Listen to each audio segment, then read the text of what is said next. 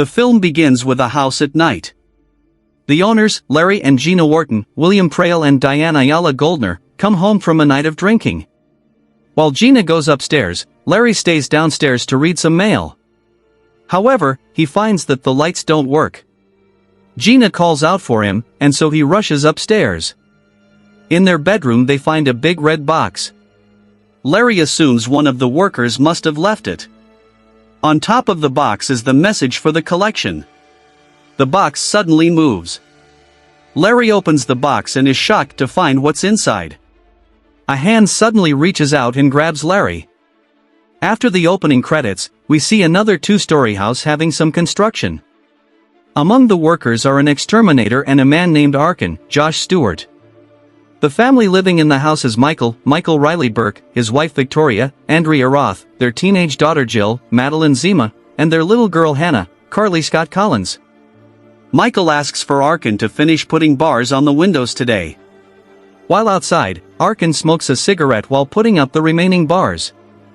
After he finishes, Michael pays Arkin for his work and throws in a little extra for Arkin's daughter Cindy. Michael tells him to cherish his daughter, since they get all weird once they hit their teens.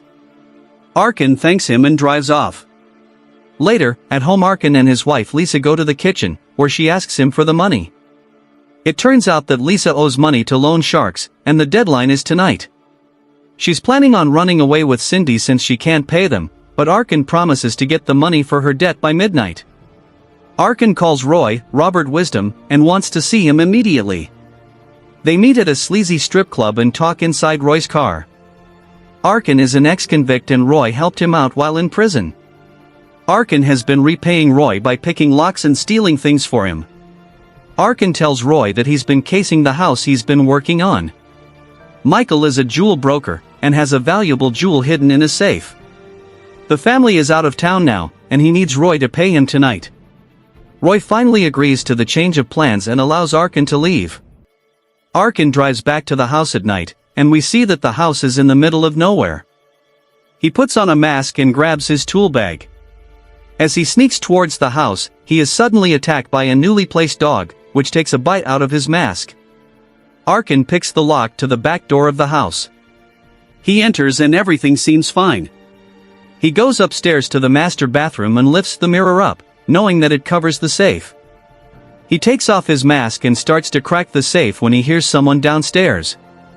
The collector, Juan Fernandez, a killer who wears a black mask, locks the back door and starts to come upstairs. Arkin quickly puts the mirror back, grabs his bag, and hides in the other room while the collector is on the other side of the wall. The collector goes into the bathroom, and Arkin sneaks downstairs. He tries to leave but finds that there are several locks on the top of the back door, all of which are now locked. There are also several locks on the front door as well. Arkin decides to find another exit, but for his family's sake, he finally decides to stay in the house to get the jewel. He goes back to the master bathroom and works on the safe again when he hears screaming through the vent. Michael emerges from the basement, beaten and bloody. Arkin hides his bag and goes to see what's going on. He sees that the collector grabbed Michael and took him to the basement. Arkin, having seen the whole thing, decides to call 911.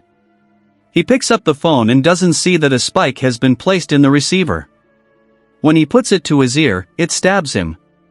He decides to leave through a window, but he finds that they are all boarded up. He tries to remove the boards, but some hidden blades slam down on his hand. He tries to go to another door by the dining room, but he slices his face on hidden razor-sharp wires tied across the room. He realizes that there are several traps hidden around the house. The floor of the dining room is filled with bear traps. Arkin goes to the kitchen to get scissors, but finds that it's booby-trapped. The collector is roaming around the house. Arkin tries to go up the staircase, but finds that nails have been placed on the steps. With the collector coming closer, Arkin has two choices: go upstairs or go to the basement. He chooses the basement. Arkin uses his flashlight to see when he gets startled by something. He turns on the light and sees that Michael has been tied to a chair. He's bloodier than before, having been tortured with deep gashes all over his body and feet. Arkin asks where the rest of his family is.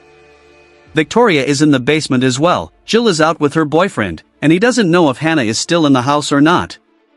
Michael tells him that he has a gun in the safe upstairs and gives him the combination.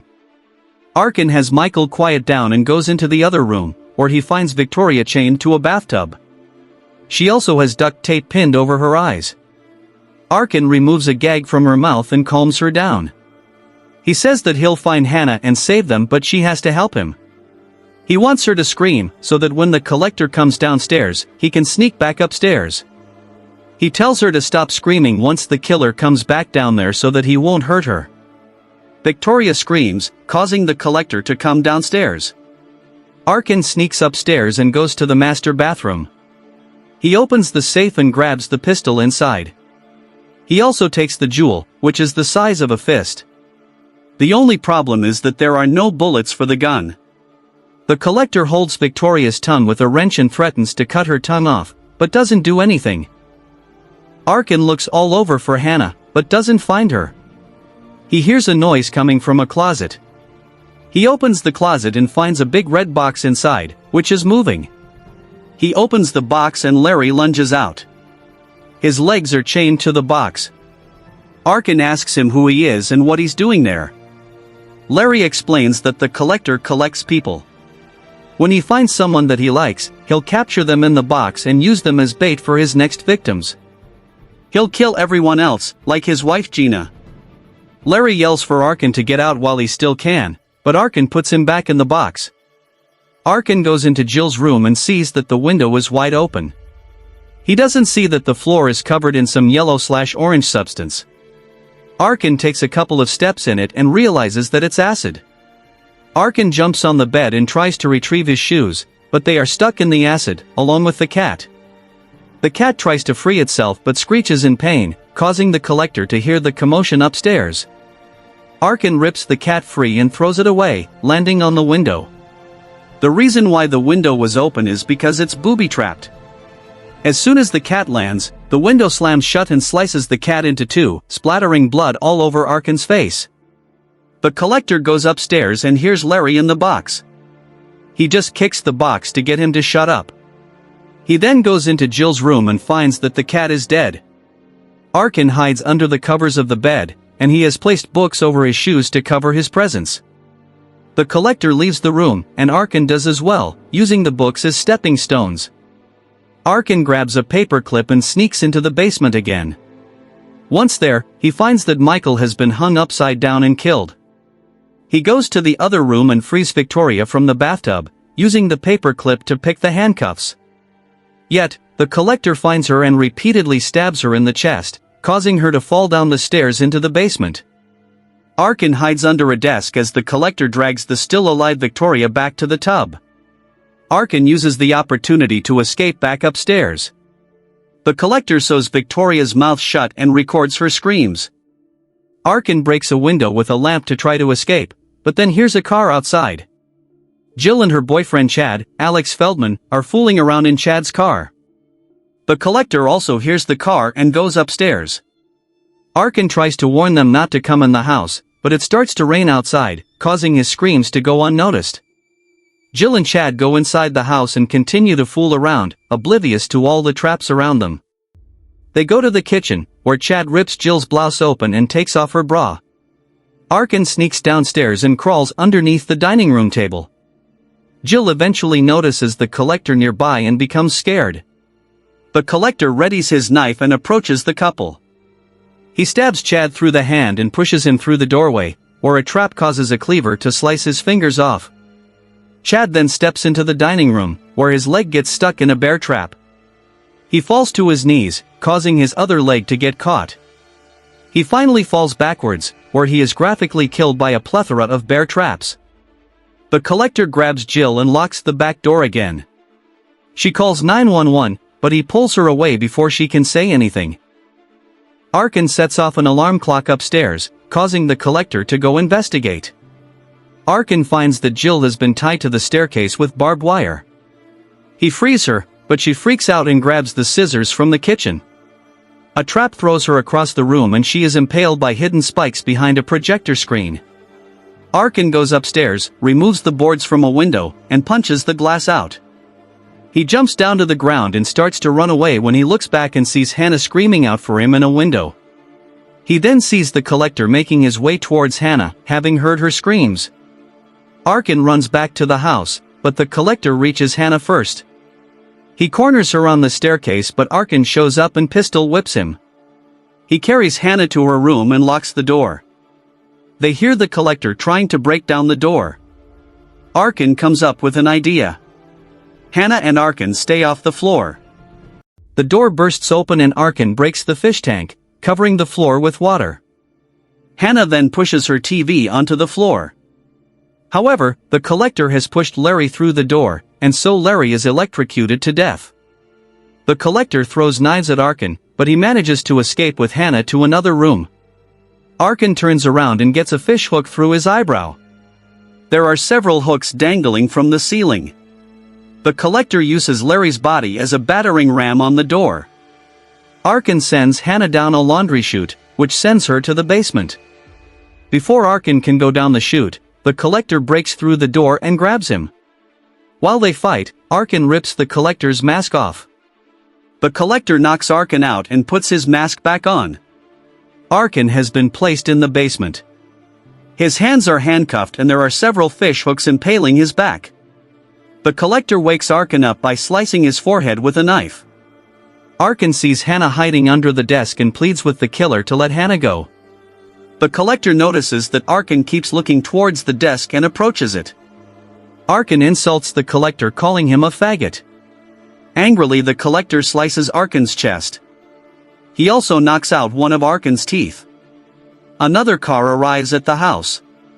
It's a cop responding to Jill's 911 call. The collector leaves the basement. The cop looks into a window of the house and sees Chad's mangled corpse. He goes around back and finds the collector standing outside. While the cop tries to arrest him, the dog lunges at him and rips his throat open. The collector then breaks the cop's neck, killing him. Arkin painfully tears himself free of the hooks and gets Hannah. They find that Victoria is dead in the bathtub. Arkin sees that the collector has filled the tub with gasoline and realizes that he plans to burn the house down. The collector grabs the cop's shotgun and enters the house with his dog. To get out of the basement, Arkin ties himself to Hannah and crawls through the laundry chute. He pulls Hannah up just before the dog attacks her. Arkin then lights a toilet roll on fire and puts it in a trash can. When the dog goes upstairs to attack them, Arkin shoves the flaming trash can into the dog's head, killing it. Arkin fights the collector and knocks the shotgun into the basement. They beat the crap out of each other and Arkin knocks the collector into the basement. The collector grabs the shotgun and blasts his way through the door. He finds Arkin holding Hannah nearby. He shoots at them, but realizes that he's been fooled. He just shot at a mirror. Arkin and Hannah are actually behind him.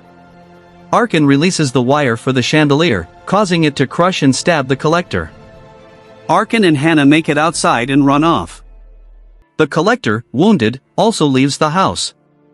They get to a road, where Arkin sees a swarm of cops heading their way. He has Hannah stay by the side of the road. He runs into the middle of the road to flag them down, only to get hit by a cop car. Arkin, dazed, looks to Hannah and sees the collector sneaking up behind her. He yells out for her as he grabs her, but he sees that the man who grabbed her is a police officer. Hannah is safely placed in a cop car. As Arkin is put in a stretcher and loaded into an ambulance, the house explodes in the distance. Arkin tells a police officer that he saw the collector's face. The cops have found an address fitting the suspect's description and leave to investigate. Suddenly, a van crashes into the ambulance, causing it to flip over until it lands upside down. The van moves closer to the ambulance. The collector opens the ambulance and throws a knife into the paramedic's eye, killing him. He then uses another knife to cut Arkin free of the stretcher. Arkin begs and pleads with the collector to let him go. After bringing Arkin to the back of his van and having thrown him inside the red box, it is revealed that the collector is the exterminator who Arkin had worked with at the beginning of the film. After the end credits, we see the collector watching a slideshow while sitting on top of the red box. Inside, Arkin yells that he's going to kill him once he gets out. The collector kicks the box to shut him up. Thanks for watching. I will see you in the next video.